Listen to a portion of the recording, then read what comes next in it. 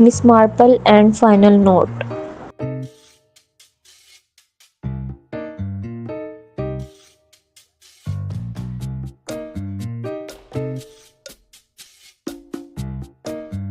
Chapter 1.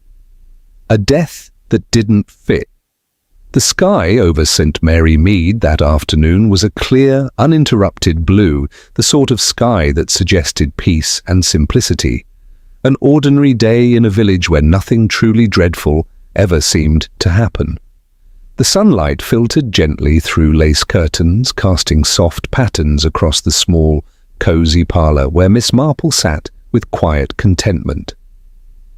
She was engaged in her usual occupation, knitting, her fingers moving with practiced ease, the soft clicking of needles providing a comforting rhythm. Opposite her, Mrs. Penrose, a pleasant and somewhat talkative lady, was seated upright in her chair, speaking with cheerful enthusiasm. "My roses have done remarkably well this season," Mrs. Penrose was saying, her eyes bright behind her spectacles. "You remember I planted those new bushes last spring? Well, they've taken to the soil beautifully. I dare say they'll be the pride of the garden before long." Miss Marple smiled faintly, nodding in polite interest. Gardens, she often thought, revealed a great deal about the people who tended them. Mrs. Penrose's garden, neat and well-ordered, was entirely in keeping with her character. The calm of the afternoon, however, was abruptly broken. From outside came the unmistakable sound of hurried footsteps, quick, uneven, and urgent. Both ladies paused. Mrs. Penrose turned her head slightly toward the door, her expression shifting from contentment to mild curiosity. The next moment, the parlour door burst open without ceremony. Mrs. Sims entered in a rush, her face flushed, her breath coming in short gasps. She was known throughout the village as the swiftest carrier of news, particularly the kind that travelled faster than it ought. "Jane, Mrs. Penrose, have you heard?" she exclaimed, pressing a hand to her chest as she tried to steady her breathing. "It's dreadful, simply dreadful." Miss Marple raised her eyes calmly from her knitting, her expression composed but attentive. "What is it, Mrs. Sims?" she asked gently. "Say." Sims leaned forward slightly, lowering her voice just enough to suggest the seriousness of what she was about to say. "It's Emily," she said. "That poor girl from Rosewood Lane. She's taken her own life. They found her this morning, hanging from the ceiling with a rope." For a brief moment, the room fell silent. Miss Marple's knitting paused in her hands. "Emily," she repeated softly as though turning the name over in her mind. "Yes, Emily Carter," Mrs. Sims went on quickly. "The girl who works at the beauty salon. Such a quiet, polite thing.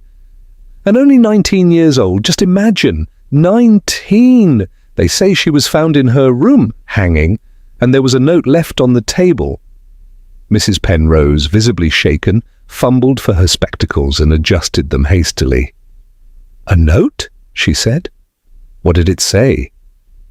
Mrs. Sims lowered her voice further, as though the words themselves carried weight. "It said she couldn't bear the burden of her studies any longer, that it had all become too much for her, and that she was ending her life because of it." Miss Marple said nothing at once. Instead, her thoughts turned inward, reaching back through memory. Emily Carter? Yes, she recalled the girl now. She had seen her once at the church bazaar, standing behind a stall, speaking politely to customers. And again, not long ago, outside the post office, her arms full of books, her expression calm, even determined. There had been something about her, something steady, not fragile, not the sort to surrender easily. A faint line appeared on Miss Marple's forehead. It did not fit. Mrs. Sims, meanwhile, continued speaking as she always did, filling the silence with explanation. "You know how things are these days," she said, shaking her head. "The pressure on young girls, it's terrible. Studies, responsibilities, it can all become too much. And then there's her father, old Mr. Carter. God, a very strict man, I've heard. Never approved of her working at that salon. Mrs. Penrose nodded sympathetically. Yes, I've heard much the same. And her mother, Mrs. Sims added, is a weak sort of woman, never well enough to manage things properly. And there's a younger sister too, Clara, I believe, about 15 years old. Miss Marple listened quietly, her hands now resting still in her lap. Such explanations were common. Too common, perhaps.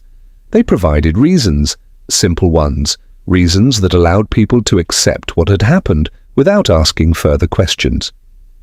But Miss Marple had lived long enough to know that simple explanations were not always the correct ones. At last, she folded her knitting neatly and set it aside. "I think," she said in her gentle, unassuming manner, "that I should take a little walk." Mrs. Penrose looked up in mild surprise. "Now, dear?" "Aye, but it's nearly tea time." "Yes," Miss Marple replied softly, rising to her feet. "But I find a walk often helps to settle one's thoughts." A short while later, she stepped out into the quiet streets of St. Mary Mead. The village appeared just as it always did, peaceful, orderly, untouched. The cottages stood in neat rows, their gardens well kept. A distant church bell marked the passing of the hour. A child's laughter drifted faintly through the air. Everything seemed unchanged, and yet, to Miss Marple, something had shifted, something subtle, almost imperceptible, but deeply unsettling. She walked slowly toward Rosewood Lane, her mind occupied with the image of a young girl carrying books, her posture upright, her expression composed. A girl who worked, a girl who studied, a girl who endured. Could such a girl truly give up so suddenly? Miss Marple did not think so. As she reached the turning that led toward the lane, she paused for a moment, her gaze resting thoughtfully on the quiet road ahead. A question had taken hold in her mind, one that refused to be dismissed. If Emily Carter had truly taken her own life, then why did she remain, in memory, a girl who seemed more likely to fight than to surrender? And why, Miss Marple wondered, yet with a quiet certainty she could not yet explain, did it not feel like the truth? Chapter 2. Whispers in the Salon. The following afternoon, Miss Marple placed her old straw hat carefully upon her head and set out at a measured pace toward Rosewood Lane. To any casual observer, her errand would have appeared entirely ordinary. She intended, she would say if asked, to purchase a small bottle of lotion and perhaps a new shampoo. At her age, one must keep up appearances after all. Yet Miss Marple rarely did anything without purpose. In truth, her destination had been chosen with quiet precision. Beauty salons, she had long observed, were remarkable places not merely for their services, but for their conversations. Gay women spoke freely there, sometimes without realizing just how much they revealed.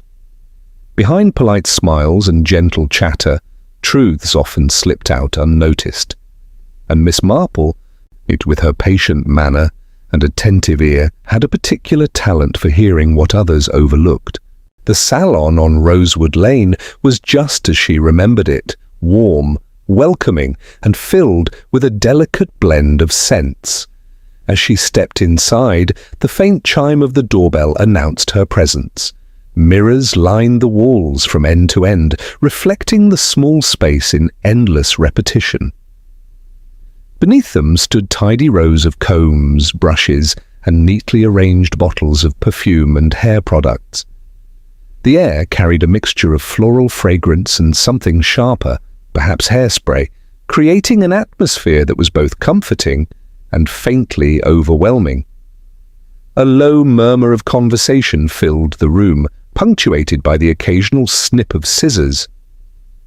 Behind one of the chairs stood Mrs. Horton, the owner of the salon. She was a round-faced, cheerful woman, known in the village for her friendliness and constant smile. At present, she was carefully arranging a customer's hair, her hands moving with practiced ease. "Good afternoon, Miss Marple," she said warmly, catching sight of her reflection in the mirror. "What can we do for you today?" Miss Marple returned the smile as she took a seat. "Just a small bottle of lotion, perhaps," she said gently, "and I thought I might sit for a moment if you don't mind." "Of course not," Mrs. Horton replied. "You're always welcome." Yet as Miss Marple settled herself, her keen eyes noted something that others might easily have missed. Mrs. Horton's smile, though present, seemed just a little strained today. It was as though the ease behind it had been replaced by something more deliberate, something held in place rather than naturally given. Miss Marple waited patiently, allowing the usual rhythm of the salon to continue before speaking again. "I was very sorry to hear about Emily," she said at last, her tone soft and sympathetic. For the briefest of moments, Mrs. Horton's hands paused in the woman's hair. "Poor Emily," she said quietly, resuming her work. "Such a good girl, always polite, always willing to help. She worked very hard, you know, never complained." She sighed faintly. And she cared deeply for her family, her mother, and her little sister. Miss Marple inclined her head slightly. "Yes, I had noticed she seemed a thoughtful girl." Mrs. Horton nodded. "She was, though—" She hesitated, as though weighing her words. "Sometimes I couldn't help feeling there was something on her mind, something she didn't speak about, a kind of burden." Miss Marple looked at her over the rim of her spectacles. "And this burden, what sort of thing might it have been?" she asked gently. Mrs. Horton glanced toward the door, then back at the mirror, lowering her voice. "There was a lady, Mrs. Felton," she said. "Very well dressed, always wearing expensive perfume. One of those strong kinds you notice the moment she enters a room. She used to send for Emily quite often, asking for home service." Miss Marple said nothing, but her attention sharpened. "And every time Emily returned from that house," Mrs. A. Horton continued, "she was different, quieter, not unhappy exactly, but withdrawn, as though something had unsettled her." Before Miss Marple could respond, a younger girl approached from the far side of the salon. She had quick, alert eyes and an expression that suggested she noticed more than she said. "I saw something too, Miss Marple," she said, stepping closer. "My name's Anna." Miss Marple turned to her with a gentle nod. "Yes, my dear." "It was during the church bazaar," Anna began. "Everyone was busy, there were stalls, music, people everywhere. I happened to walk behind the church for a moment, and that's when I saw her."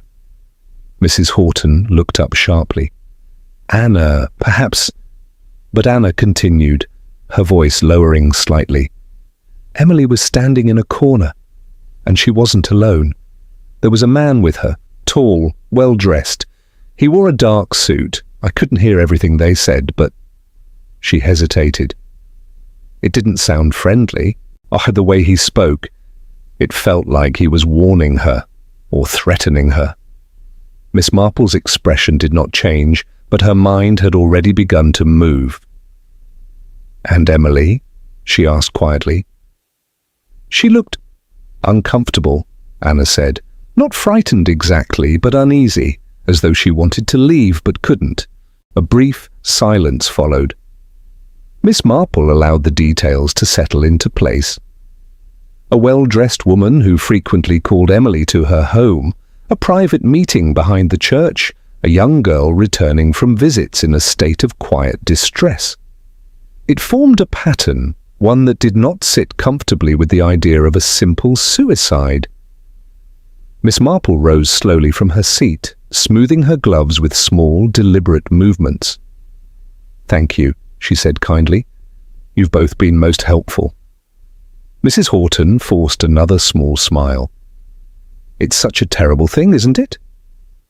"Yes," Miss Marple replied softly. "Terrible indeed."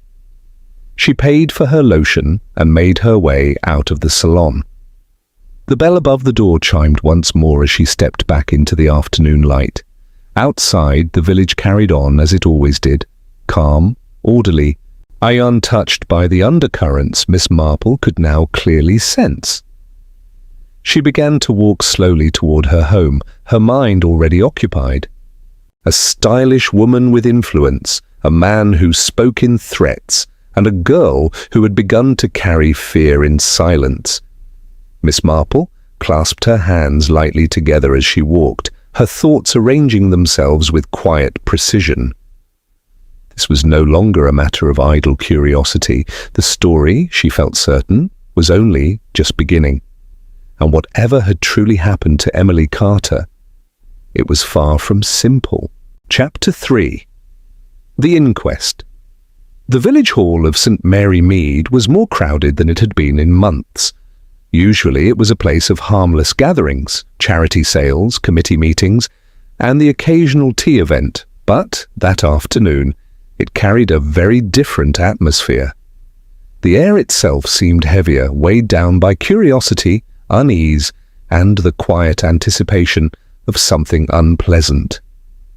Villagers filled the rows of wooden chairs, sitting closer than usual, their voices reduced to low whispers. Faces that were normally relaxed and familiar now appeared tense, expectant.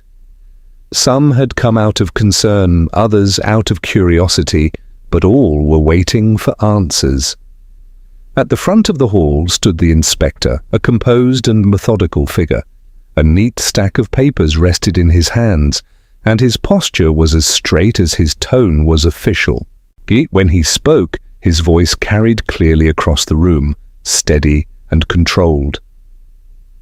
"The post-mortem examination," he began, glancing briefly at his notes, "has revealed that Miss Emily Carter did not die as a result of hanging." For a brief moment, there was silence, as though the words had not yet fully registered. Then, like a ripple across still water, murmurs began to spread through the hall. "What does he mean, not hanging?" "But they said—" The inspector raised a hand, restoring order before continuing. "Instead," he said, "the cause of death was a severe blow to the back of the skull inflicted by a sharp, heavy object, most likely made of metal. The wound was deep and death would have been almost instantaneous. This time, the reaction was stronger. The murmurs grew louder, more urgent. A few gasps could be heard. What had once been accepted as a tragic suicide was now unmistakably something else, something deliberate, something violent." At the side of the hall, Miss Marple sat quietly, her hands folded neatly in her lap.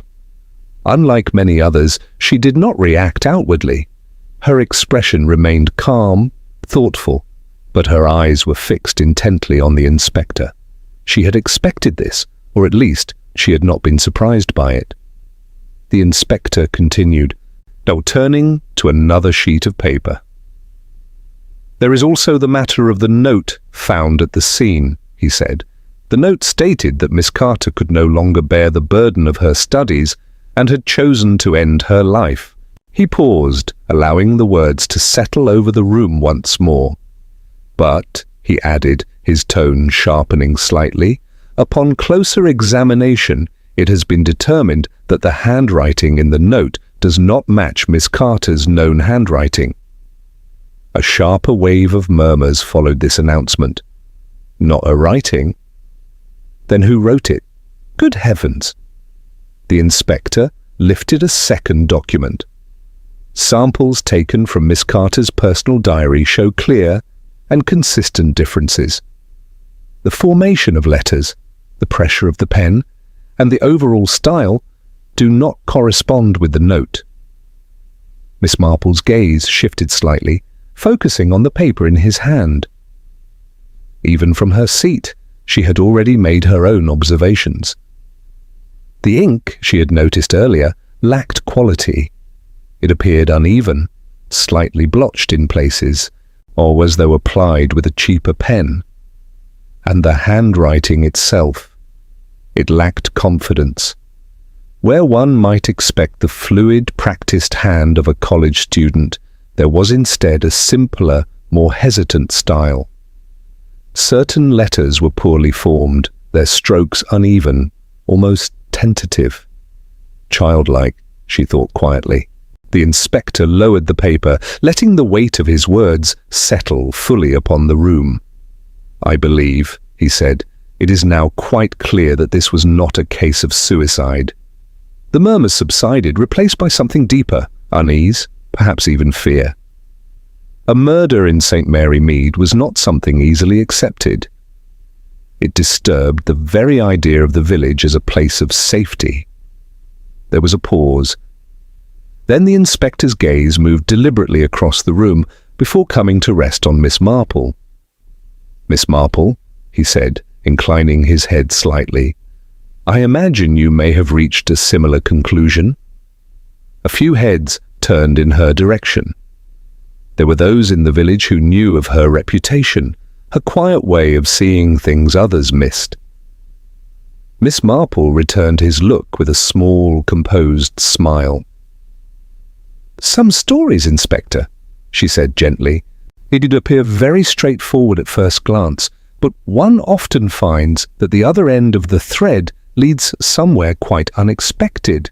She paused briefly, her eyes thoughtful. "And in this case," she added softly, "I suspect that end is still very much hidden." The inspector regarded her for a moment, as though considering her words carefully. "Yes," he said at last, "I rather thought you might say something of the sort." The room fell into a thoughtful silence. The truth had begun to reveal itself, but only partially. What lay beneath it was still concealed, waiting to be uncovered. After a short pause, the inspector stepped down from the front and moved closer to where Miss Marple sat. "Miss Marple," he said in a quieter, more conversational tone, "I would very much appreciate your assistance in this matter. Your experience in such cases is well known." Miss Marple inclined her head modestly. "You are very kind, Inspector," she replied. "If I can be of any help, I shall be most willing." The inspector gave a small, satisfied nod. "Thank you," he said simply. As the inquest concluded, the villagers began to rise from their seats, their earlier curiosity now replaced with a more uneasy awareness. Conversations resumed, but in hushed tones filled with speculation and concern. A murder in their village? Miss Marple remained seated for a few moments longer, allowing the others to pass. Her mind was already at work, quietly assembling the pieces. A blow to the head, a hanging staged after death, a note written in a different hand. Each detail was a thread, and slowly, patiently, she would follow them all. For somewhere within this carefully arranged deception, Miss Marple felt certain, lay the truth behind Emily Carter's death. Chapter 4. Threads of Suspicion. As evening settled gently over St. Mary Mead, Miss Marple walked slowly along the narrow footpath of Rosewood Lane. The fading light cast long, delicate shadows across the ground, and the cool air carried with it the faint, earthy scent of autumn. Golden leaves lay scattered across the path, rustling softly beneath her careful, measured steps. To any passerby she would have appeared to be nothing more than an elderly lady enjoying a quiet evening walk. But Miss Marple's thoughts were far from idle. There was a pattern forming, one she could not yet fully see but could certainly feel. Her destination, though unspoken, was clear in her mind. Her interest was no longer confined to the beauty salon or its daily gossip. Instead, it had shifted toward a particular figure who seemed to stand quietly at the edge of everything, Mrs. Felton. A woman well-dressed, well-spoken, and perhaps well-hidden. As Miss Marple approached the familiar storefront of the salon, she paused briefly before stepping inside. The small bell above the door chimed softly, announcing her presence. The warmth of the room greeted her at once, along with the layered scents of perfume, shampoo, and hair products.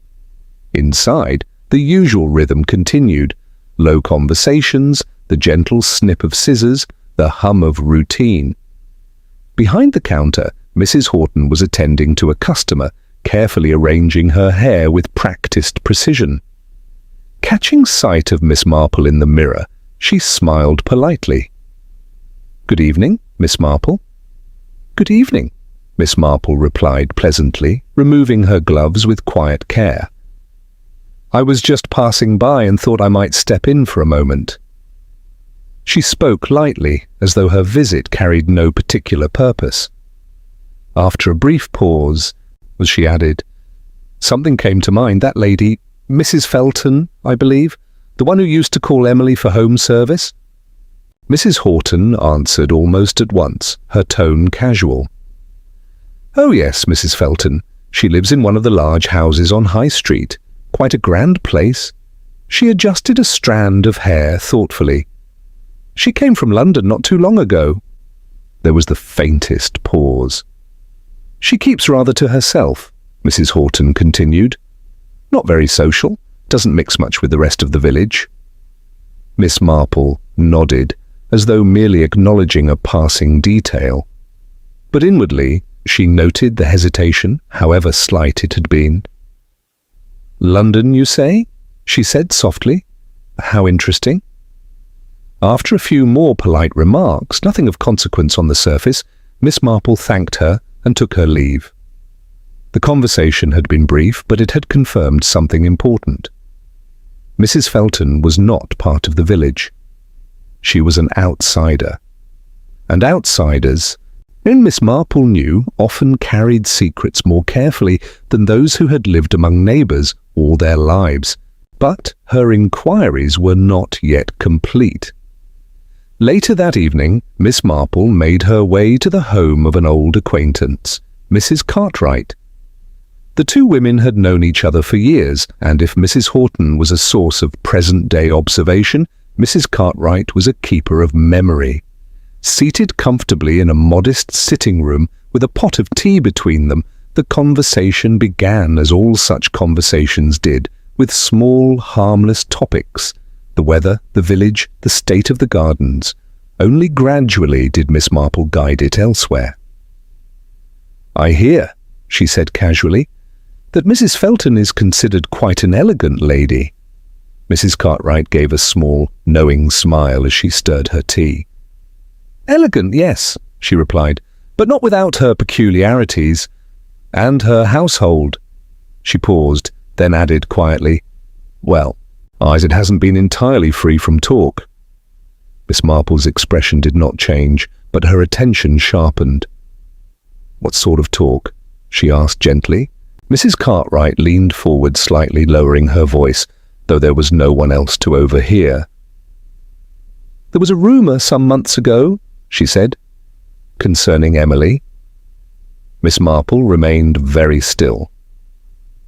It was said that Emily had been invited to Mrs. Felton's house one evening, a small gathering, perhaps a dinner. Mrs. Cartwright hesitated briefly before continuing. And when the girl returned home, she was not herself, restless, disturbed. Miss Marple's eyes remained steady. "Some believed," Mrs. Cartwright went on, "that something had been added to her drink that night, something that left her vulnerable." The word hung quietly in the air. "And afterward?" Miss Marple asked. Mrs. Cartwright sighed faintly. "It was said that she found herself in a compromising situation," she replied. "The kind that could ruin a young girl's reputation entirely. And you know how such things are. Once they begin, they rarely remain contained." Miss Marple gave a slow, thoughtful nod. Yes, she understood perfectly. Such situations did not simply vanish, they were used, quietly, relentlessly, blackmail, control, fear. "And Mrs. Felton?" Miss Marple asked softly. Mrs. Cartwright shrugged. "It is difficult to say," she replied, "but in such matters there is often someone who benefits from silence." A brief silence followed. Then Mrs. Cartwright spoke again. "There is another name you should be aware of," she said. "George. Mrs. Felton's younger brother. Miss Marple's attention sharpened once more. "I have heard things about him," Mrs. Cartwright continued. "Quick-tempered, impulsive. Not the sort to accept refusal gracefully." She set her teacup down with a soft clink. "At the last village fair he made quite a scene, proposed to a young girl very publicly, and when she refused him—" Mrs. Cartwright shook her head slightly. "He lost his temper, threatened her in front of everyone, said he would ruin her, even hinted at worse." Miss Marple said nothing, but her mind was already moving. A refined, controlled sister, a volatile, unpredictable brother, and a young girl caught between them. As she stepped out into the cool evening air later that night, Miss Marple walked slowly, her thoughts settling into quiet order. Emily Carter had been under pressure. This much was now undeniable. But it was not the simple pressure of studies, nor merely the weight of family expectations. It was something far more dangerous, something calculated. Miss Marple clasped her hands lightly together as she walked along the dimly lit path. A woman who kept her distance, a man who relied on intimidation, and a girl who had begun to carry fear in silence. The threads were no longer scattered, they were beginning to weave together. And somewhere within that pattern, Miss Marple felt certain, lay a truth that someone, perhaps more than one person, was determined to keep hidden at all costs. Chapter 5. Hidden Debts. 2 days later, Miss Marple arranged to meet an old contact, Mr. Larkin, a clerk at the local college. The conversation began casually, touching on everyday matters, but soon Emily's name came up. And with it, a new thread emerged, one that Miss Marple had not yet considered. "Strange thing, Miss Marple," Mr. Larkin said, leaning slightly forward. "Emily's college fees have been paid by the Bellamy family for the past 2 years. Mr. Bellamy is a wealthy businessman. They say his son Arthur is Emily's college mate." Miss Marple adjusted her spectacles, considering this carefully. "And what sort of relationship did Emily have with Arthur?" she asked softly, her tone casual yet probing. Mr. Larkin shrugged, as if to leave the interpretation to her. "Well, some people say he liked her." But Emily? She had no interest in him. Miss Marple nodded thoughtfully, then pressed gently. "Did Emily have any close friends at college?" Larkin paused briefly, thinking. "Yes, there was Martha. She and Emily were often together, always seen side by side." Miss Marple's curiosity sharpened. She requested Martha's address from Larkin and, later that evening, paid a quiet visit to Emily's college friend. Martha welcomed her cautiously, and once the door was closed, she opened her diary, showing a single page with Arthur's name written at the top. Below it, in Emily's careful handwriting, was a line that made Miss Marple pause. "Debt never comes free." Martha spoke softly, almost in a whisper. "Emily used to say that because of Mr. Bellamy's help, Arthur expected something in return, something more than friendship or gratitude." Miss Marple's eyes narrowed slightly, scanning the page. She could see faint smudges of ink, the pressure of the pen, the way the words had been written with deliberation. Every detail spoke to her trained eye. Martha continued, her voice trembling slightly. "There was a day. Emily went to the market with her little sister Clara. Some boys called out to her, teasing her, bothering her. Clara was frightened, of course, but Emily felt responsible for it all. She told me she felt blamed for everything that happened to Clara. Miss Marple examined the diary closely, noting the handwriting, the ink smudges, the faint impressions left on the paper beneath. Something clicked in her mind. The word debt, repeatedly emphasized, was not merely about money. Her mind traced the pattern. Financial assistance, hidden expectations, threats veiled as obligation. Emily had been under pressure from many sides, not only from her family and studies, but from the invisible weight of a debt that carried unspoken demands. Miss Marple's thoughts connected the dots quietly, but firmly. This debt, she realized, was not a simple matter of money. There were strings attached, expectations, control, perhaps even manipulation. And this was likely why Emily had felt trapped, overwhelmed, and constantly under pressure from all directions. It was all beginning to make sense. A young girl, clever and resourceful, caught in a network of obligation and fear, constantly trying to protect not only herself, but her younger sister.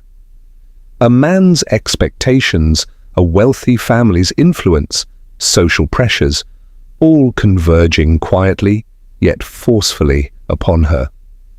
Miss Marple closed the diary carefully, her mind working through the threads.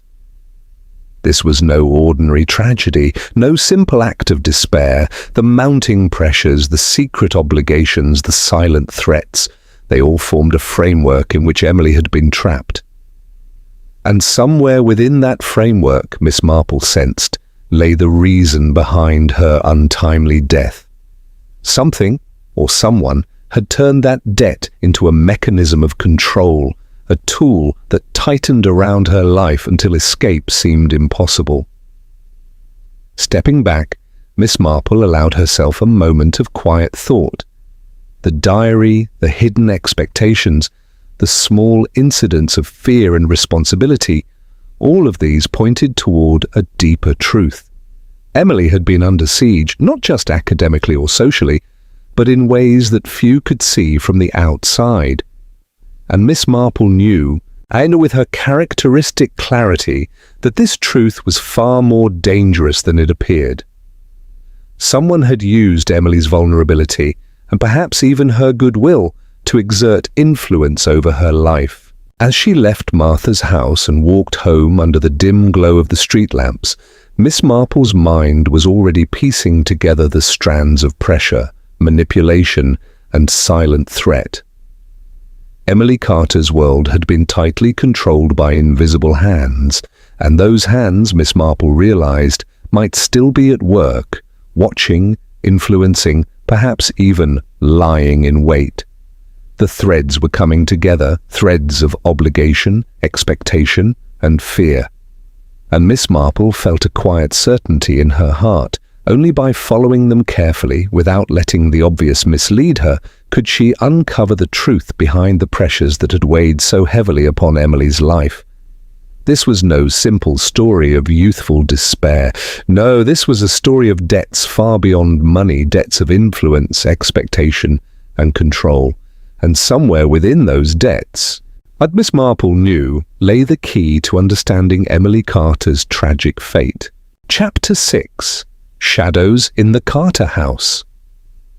As evening settled gently over St. Mary Mead, Miss Marple made her way along the quiet lanes toward the Carter House. The village was bathed in the soft glow of the setting sun, shadows stretching long across hedges and stone walls. She approached the familiar doorway, giving her customary soft knock, the sound polite yet deliberate. The door opened, revealing Emily's mother, a thin, weary-looking woman whose shoulders seemed permanently bowed under an invisible weight. Lines of fatigue etched her face, and in her eyes lingered an unmistakable shadow of sorrow, the kind that words could scarcely convey. "Please, come in," she said quietly, stepping aside to allow Miss Marple entry.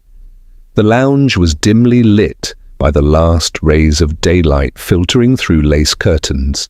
Way at a small table near the window, Clara, Emily's younger sister, sat bent over her exercise book, writing with careful diligence.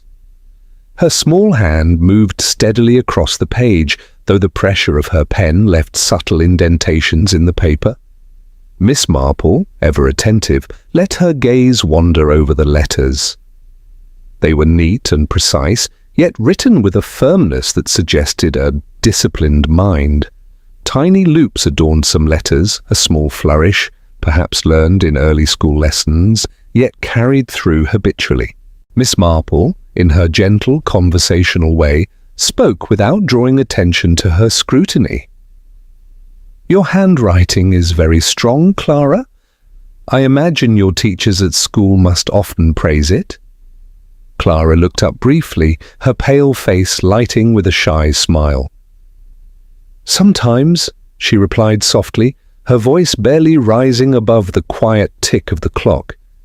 Miss Marple allowed the silence to stretch, letting her observation settle in her mind before turning her attention to Mrs. Carter. "I would like to see the room where where the incident occurred," she said carefully, measuring her words with tact. Clara nodded, setting aside her book. Together they walked up the familiar staircase, the wooden steps creaking softly under their weight. Miss Marple noted the worn carpet, the small photographs on the walls, and the gentle hum of evening settling over the house.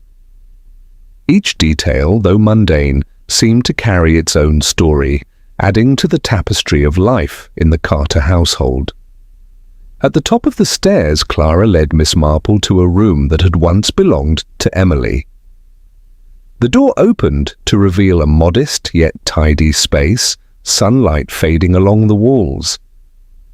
Miss Marple's eyes swept across the room slowly, taking in the height of the ceiling, nearly 13 feet, and the arrangement of the furniture. A chair pushed slightly away from the desk, a scarf draped over the back, the bed neatly made, yet with subtle disarray suggesting someone's recent absence. Her mind turned to Emily.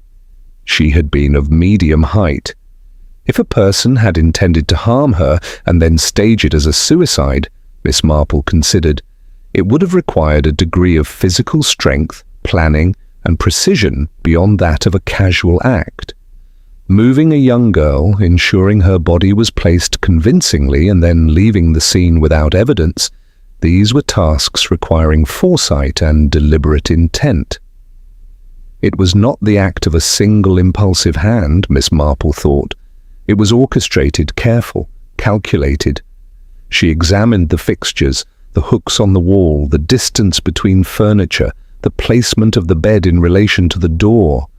Every measurement, every shadow seemed to whisper a subtle truth about the complexity of what had happened here. It was no simple tragedy, no ordinary moment of despair. There was a method to the arrangement, a silent message embedded in the room's quiet geometry. Mrs. Carter spoke softly, as if not to disturb the lingering shadows. "This room, it was Emily's originally. Now it has been given to Clara." Her voice carried both sadness and a certain finality, as though acknowledging the way life moves on, even after tragedy. Miss Marple nodded thoughtfully, allowing her mind to trace the implications. The ceiling's height, the logistics of moving and positioning Emily, it suggested that her death had not been spontaneous. It implied design, intention, and perhaps the presence of another person or persons acting with purpose. Emily's trust, her vulnerability, had likely been taken advantage of. Someone had turned a space of comfort into one of danger, a home into a stage for something far more sinister. Her eyes lingered on the small details, a faint indentation on the floor, the subtle scuff on the wall near the bed, the way the curtains fell across the window. Each detail was a clue, a fragment of a larger picture. Miss Marple's mind was quietly assembling. She understood that the room itself bore witness, not in words, but in arrangement, in proportion, or in the subtle trace of human hands that had manipulated events. Miss Marple stepped back, breathing in the quiet of the evening room. The lingering light of dusk cast long shadows, turning corners into secrets and furniture into silent witnesses. In this quiet, deliberate observation, she felt a growing certainty. Emily's death had not been a simple act of despair. It had been controlled, manipulated, orchestrated. There was intention behind it, and perhaps a knowledge of Emily's habits, her physicality, her predictable movements. As she prepared to leave, Miss Marple cast one last glance around the room. The threads of calculation, of pressure, of unseen hands moving in the background were all there, subtle yet undeniable. The room whispered of secrets, of power, and of control, a silent testament to the dangers that had closed around Emily Carter. And Miss Marple, with her calm and unwavering clarity, understood that the answers she sought lay not in the obvious, but in these quiet, hidden details.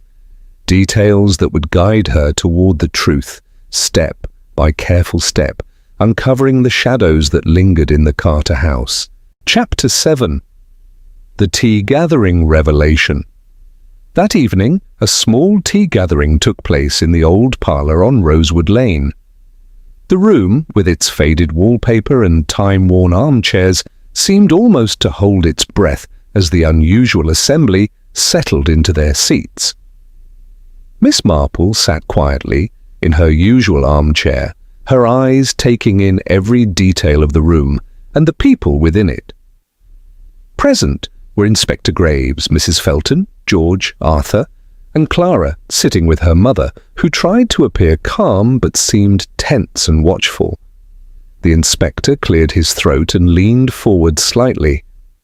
"So, Miss Marple, you said you would reveal the truth of this case to us today."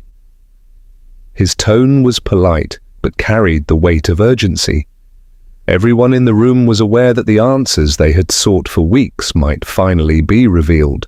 But Miss Marple gave a gentle, almost storytelling smile, as if the revelation were merely the next chapter of a tale rather than a confrontation. "Well, Inspector," she began, her voice soft yet carrying an undercurrent of authority. At first, everything seemed to suggest a suicide. It had all the appearances, the note, the circumstances. But after examining the post-mortem report, it became painfully clear that this was no suicide, it was murder.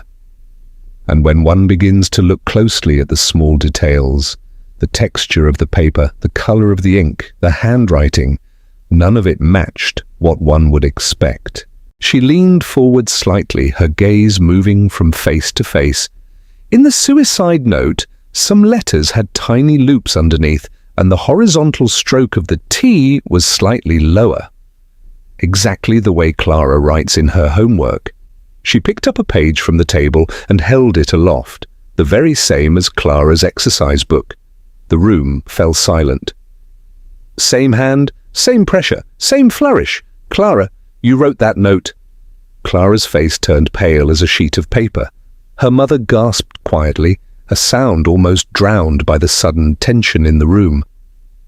Inspector Graves immediately moved to examine the note and the exercise book, holding them side by side. He turned them this way and that, then nodded gravely. The handwriting, the pressure of the pen, and the flourishes all matched perfectly. Miss Marple's calm voice continued, but it carried an unmistakable firmness. And the paper itself, the texture matches Clara's school exercise book. The police assumed the note was written on a separate pad, perhaps stolen or borrowed, but it was your own copy, Clara. Mrs. Felton let out an uneasy laugh, a sound meant to deflect attention. "It's just handwriting. Anyone could make a mistake." Miss Marple's eyes, sharp and unwavering, fixed on her. "No, Mrs. Felton, this is not about handwriting alone. Clara knew deep down what you were doing, blackmailing Emily. You exploited her fear, her trust, and her vulnerability. And George..." Her gaze shifted to the young man, cold and penetrating. "Your old habit of losing your temper whenever someone refused you was yet another danger to Emily. You see, violence and threats don't always leave marks on the body, but they leave marks on the mind. Emily felt those marks every day." She turned her attention to Arthur, whose face had begun to redden. "And you, Arthur? Your father generously paid Emily's college fees, yet you, perhaps unintentionally, interpreted that kindness in a way that put her under additional pressure. Emily's world was filled with expectations from every side. And you contributed to them, even if you did not mean to harm her. Arthur's lips parted, then closed again. He said nothing, the weight of Miss Marple's words pressing heavily on him. Miss Marple then fixed Clara with her keen eyes, her voice rising slightly in urgency, yet maintaining that gentle authority. "And you, Clara, you acted out of jealousy, didn't you?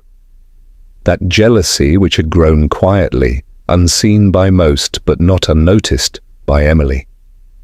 You wrote the note, attempting to manipulate events, but this is not something a young girl could accomplish alone." The room seemed to shrink in the quiet that followed. All eyes turned to Clara. Her hands trembled slightly as she clutched the edge of her mother's skirt. Miss Marple's voice softened, leaning toward understanding, yet remained probing. "Tell us, Clara, who helped you? Who guided you into taking this step? Secrets kept from Emily and from everyone else cannot stay hidden forever." A long silence followed, punctuated only by Clara's shallow breathing. Miss Marple's eyes scanned the room with quiet precision. She saw the shifting weight of George, the guarded glance of Arthur, the nervous twitch of Mrs. Felton's hands. Every subtle gesture told her more than words could. The truth, she knew, lay in the interplay of these small, human details, the unspoken alliances, the hidden pressures, the silent threats that had driven events toward tragedy. Clara finally swallowed hard, her voice barely above a whisper. It wasn't just me." Miss Marple nodded gently, encouraging her to continue without breaking the delicate tension. "That is right, my dear. The truth always comes out eventually.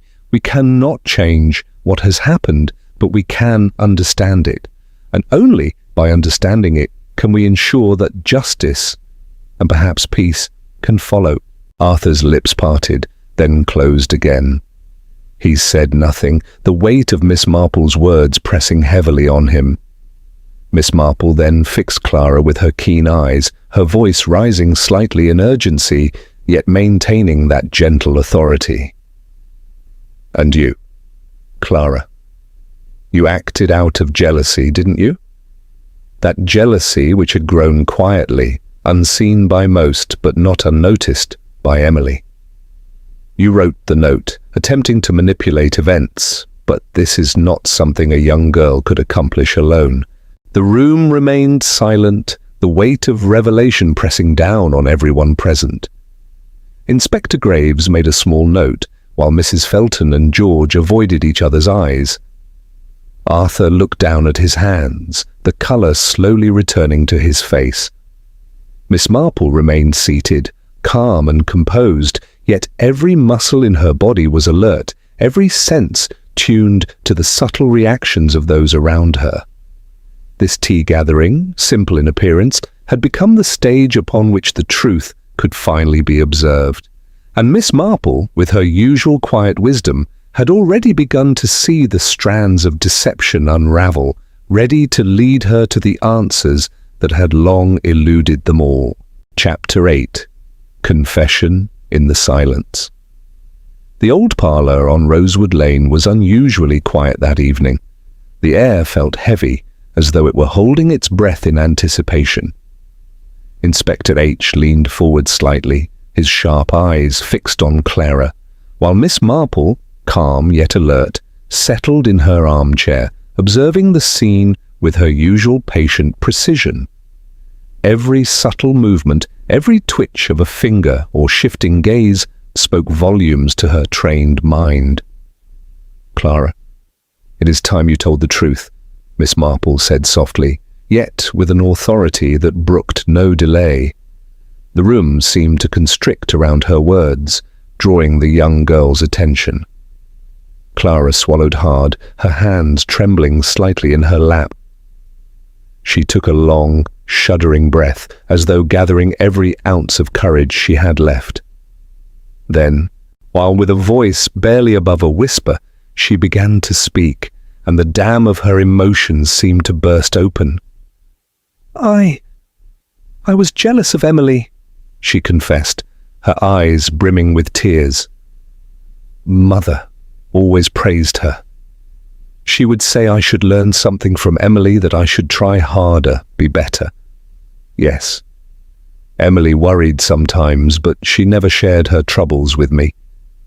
She kept everything to herself, and I felt left out, invisible.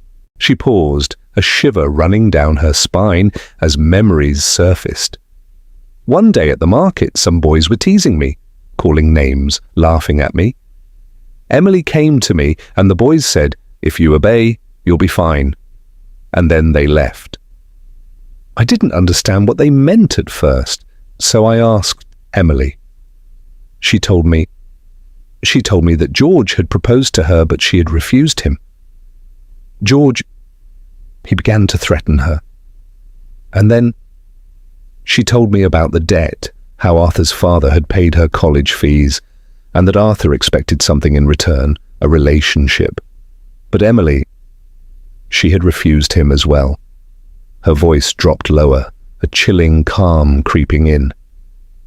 I felt this was my chance. I thought maybe now I could be noticed. I told George that Emily had a relationship with Arthur. That day, Emily was alone in the house. I attacked her, and her head hit the iron rod on the wall. She died instantly. I didn't know what to do, what to say. So later, George and I staged it to look like a suicide. The hanging. The note. I wrote it myself. For a moment, the parlour was silent, except for the soft, uneven breathing of Clara. Every eye in the room was fixed upon her, some in disbelief, some in horror. Then George jumped up, his chair scraping against the floor. "That is a lie!" he shouted, his voice cracking with anger and panic. Mrs. Felton, standing close to Clara, paled visibly. A shaky whisper escaped her lips. "That's why, when you came that day, your shirt, it was torn." Inspector H's expression hardened, his voice now measured, cold and official. "Clara, George, you are both under arrest for the murder of Emily Carter." Clara's knees trembled. She sank back slightly, tears streaming down her face. George stood frozen for a moment, the colour draining from his face as the realization of what they had done, and what was about to happen, sank in. Arthur, seated quietly in a corner, spoke at last, his face red with shame and regret. I am ashamed. I made demands of Emily, yes, but I never meant to hurt her. I cared for her, and when she refused me, I tried to persuade her, to convince her, but I never touched her. I never harmed her in any way. Miss Marple's eyes softened slightly, but her mind remained sharp, observing every nuance. She had seen the layers of jealousy, manipulation, and deceit that had woven themselves around Emily's life, now laid bare in Clara's trembling words. The careful plotting, the hidden pressures, and the misinterpreted favors, all of it now revealed a network of danger and human frailty. She leaned back, letting the silence settle again. The room was thick with tension, as though every corner held the echoes of the past. Emily's laughter, or her anxiety, the subtle warnings that had gone unnoticed. Clara's confession had unlocked the truth, and the consequences would ripple through the household and beyond. Miss Marple allowed herself a small, reflective sigh. Every piece of evidence, every observation she had made, had led to this moment. The writing, the note, the torn shirt, the whispered fears, and the jealousy, they all converged into a single, terrible clarity. Emily's death was not a simple accident, nor a straightforward act of despair. It was the result of human flaws, envy, ambition, misplaced loyalty, and fear, all converging in a tragic crescendo. Inspector H moved to secure the young culprits, while Mrs. Felton and Arthur remained seated, silent, processing the full weight of the revelation. Clara, still crying quietly, seemed almost relieved, the burden of her secret at last spoken aloud, even as the consequences loomed ahead. Miss Marple, ever the observer, noted every expression, every movement, every tremor of guilt and fear. She understood the layers of human emotion, the pressures that twisted innocence into crime, and the subtle manipulations that had guided each decision. And in that quiet, charged parlor, she felt the story of Emily Carter come to its inevitable, tragic clarity. The truth was out, the threads had been untangled, and for Miss Marple, the final pieces of this sorrowful puzzle had been laid before her, revealing a haunting tale of jealousy, manipulation, and a young life destroyed. Don't forget to subscribe and like. Thank you for watching.